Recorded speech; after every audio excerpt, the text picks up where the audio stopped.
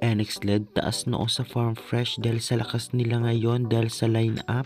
Ara Galang at Mylene pa at maghahalimaw agad sa Farm Fresh. Brooke Van Sickle o Petrogas Angels dati na nasa NX-LED na, sila kayang gawing first 6?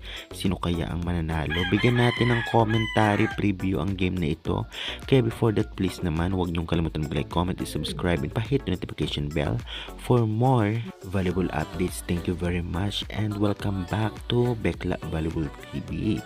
Pa-subscribe ulit, pa-like and pa-share. Maraming salamat. Well, first game na ang laban nitong ang Farm Fresh versus NX-LED 4pm ngayong February 3, 2026 sa PhilAll EcoL Center magaganap at mapapanood sa One Sports Plus sa cable, Pilipinas Live at Signal application.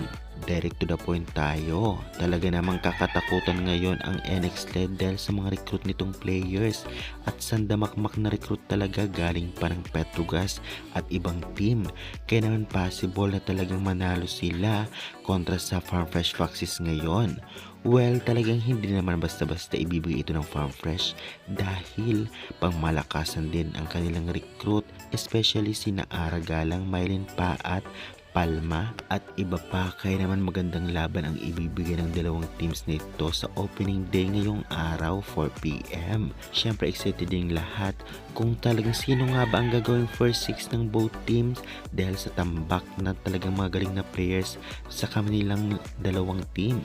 Gamitin kaya agad dito sa Farm Fresh sina Ara Galang, Mylene pa at iba pang mga recruit nila, o di naman kaya stick to first 6 sila dati kagaya ng lamang ni Tubo, syempre si Molina at ang iba pang players.